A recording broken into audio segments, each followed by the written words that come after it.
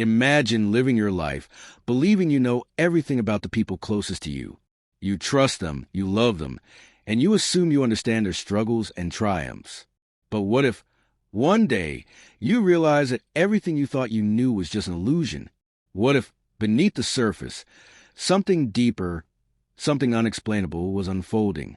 This is the story of a father, a man of faith, who thought he had raised his daughter well. A man who prayed for her, protected her, and guided her. But now, something was happening. Something that would shake the very foundations of his soul. He never imagined that the truth would come in such a chilling way. He never expected that God himself would reveal a reality too terrifying to ignore. Because sometimes the truth is hidden in plain sight, and when it is finally exposed, it changes everything. The burden of a father. Michael had always been a devoted father, a man of unwavering faith. He built his life around principles of honesty, discipline, and love. His daughter, Emily, was the light of his life. She had grown up under his guidance, learning the values of hard work, respect, and faith. From the outside, their family seemed perfect. Emily was excelling in school, active in the church, and known for her kindness. She was the type of daughter any father would be proud of. But deep inside, Michael couldn't shake the growing sense that something was off. At first, it was subtle, late-night whispers, locked doors, a distant gaze in Emily's eyes. Then it became more apparent. Strange messages on her phone, sudden changes in her behavior, a presence in their home that Michael couldn't explain. One night, he heard it, a whisper, but it wasn't Emily's voice. The first sign, it was past midnight. The house was silent, except for the sound of the wind outside. Michael, unable to sleep, got up for a glass of water. As he passed Emily's room, he heard something that made his skin crawl. A whisper, but it wasn't a normal whisper. It was layered, like multiple voices speaking at once. Some words were in English, others in a language he didn't understand. His heart pounded. Slowly, he reached for the doorknob. Just as he was about to turn it, the whispering stopped. He stood there, breathless, feeling a cold shiver run down his spine. Emily was asleep when he finally opened the door. Or at least, she appeared to be. Her breathing was slow, steady. The only sound in the room was the ticking of the clock. Had he imagined it? Or was something else happening? Unraveling the mystery. The next morning, Michael couldn't shake the feeling that something was deeply wrong. He decided to pay closer attention. He started noticing things he had overlooked before. The way Emily's eyes seemed darker, almost hollow at times. The way she avoided direct conversations. The eerie drawings in her notebook. Figures with hollow eyes, dark spirals, cryptic symbols. Michael felt his faith being tested. He prayed harder, hoping for answers. And then the nightmare started. The dream that changed everything. It happened 3 nights in a row. Michael found himself in the same dream, trapped in a cold, endless corridor. He could hear Emily's voice, calling him, but every time he ran toward her, the hallway stretched further. And then, on the 3rd night, he saw her. Emily was standing at the end of the corridor, but something was different. Her face was pale, her eyes pitch black. She smiled, but it wasn't her smile. It was something else. Then she whispered, "You were never supposed to know." Michael jolted awake, drenched in sweat. His hands were shaking. This wasn't just a dream. It was a message. God was showing him something. And he needed to uncover the truth before it was too late. The hidden journal. The next day, while Emily was at school, Michael searched her room. He hesitated, feeling guilty, but his instincts told him he had to do it. That's when he found it. A small, black leather journal hidden beneath her mattress. As he flipped through the pages, his stomach twisted in knots. The writings weren't normal. They spoke of things beyond human comprehension. Conversations with an unseen friend. Warnings about the watchers in the dark. Descriptions of things no one should ever see. One page stood out. He's starting to notice. But it's too late now. The door is already open. Michael's hands trembled as he read the words over and over. What door? What had Emily done? And why did he feel like something was watching him at that very moment? The revelation approaches. That night, Michael confronted Emily. She didn't deny it. Instead, she looked at him, her eyes filled with something he couldn't recognize, fear, sadness, or something much darker. "I tried to stop it, Dad," she whispered, "but it's too late."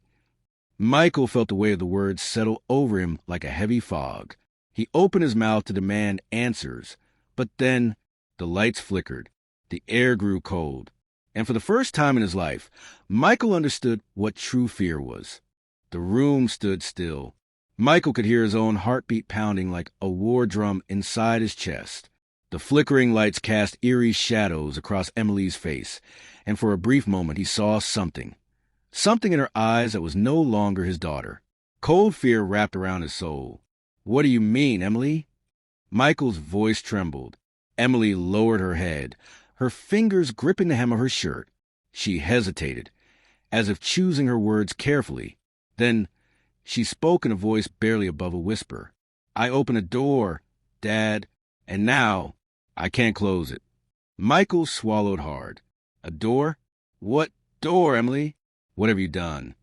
She looked up, her eyes glistening with tears. But behind them was something else. Something dark. "I didn't mean to, but I think something is inside me." A cold shiver ran down Michael's spine. The presence in the room. The air grew thick, suffocating. Michael could feel it, something unseen lingering in the space between them. The walls seemed to close in, and for a split second, he thought he heard a whisper. Not from Emily, not from himself, but from something else in the room. It was faint, almost imperceptible, but unmistakable.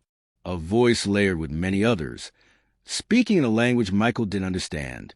His breath hitched. This wasn't his imagination. Something was here. "Emily," he said, his voice firm, "you need to tell me everything." Tears streamed down her face as she nodded, and then she told him everything. The forbidden ritual. It started a few months ago. Emily had been struggling with loneliness, drowning in the pressures of school and expectations. She felt disconnected from everyone, even from God. One day, she met someone online, a stranger who seemed to understand her pain, someone who told her there was another way to find peace. At first, it seemed harmless, just a few conversations, some strange symbols, and a game that was supposed to help her connect with the universe. But it wasn't a game. It was a ritual, and she had unknowingly opened a door to something far beyond her understanding. "I didn't think it would work," Emily sobbed. "I thought it was just some stupid thing. But then things started happening. I started hearing voices, seeing things in my dreams. And then I stopped being alone." Michael's hands clenched into fists. This wasn't just a phase. This wasn't just some teenage rebellion. Something had taken hold of his daughter, and it wasn't letting go. The first signs of possession. Michael recalled all the signs, the whispering at night, the strange drawings, the feeling of being watched. It all made sense now. Emily hadn't been alone. She had invited something in, and now it refused to leave. But Michael was a man of faith. He had spent his life believing in the power of God. If darkness had entered his home, then light would drive it out. Taking a deep breath, he walked to the bookshelf and pulled out his Bible. Emily's eyes widened. "Dad, no," she whispered. "It's watching." Michael froze. And then, bang, the lights went out completely. The battle begins. Darkness swallowed the room. The only sound was Emily's breathing, shaky, uneven. Michael held his Bible tight, forcing himself to stay calm. "God is with us," he whispered under his breath. "He is stronger than anything in this world." Then he heard it, a growl, low, guttural. It came from Emily. Michael's stomach dropped. "Emily?" His voice wavered. She lifted her head slowly, and for the first time, Michael saw it clearly. Her eyes were no longer her own. Black, endless, and the voice that came from her lips was not hers. "She is ours now." Michael's hands trembled. "No," he said, his voice firm. "She belongs to God." A sinister laugh filled the room. The temperature dropped, and the shadows around them twisted unnaturally. The battle had begun. Calling upon God, Michael fell to his knees, gripping Emily's hands. He could feel her fingers twitching, resisting him. "In the name of Jesus," he began, "I command you to leave my daughter." Emily's body jolted. A scream tore through the air, inhuman, agonizing. The room shook, and the darkness seemed to push against him like a living force. But Michael did not falter. He prayed louder, calling on God with everything he had. And then a blinding light filled the room. Emily let out a final, blood-curdling scream before collapsing into his arms. Silence. Then a whisper. "Dad?" Michael held her tightly, tears streaming down his face. She was back. God had answered. The aftermath. Days passed, but the weight of what had happened lingered. Emily was recovering. She didn't remember everything, but she knew one thing. She had been lost, but now she was found. Michael strengthened his faith, knowing that darkness was real, but so was the power of God. And in the end, God had exposed the truth. His daughter had been fighting a battle she couldn't win alone. But now she was free, and she would never walk in darkness again.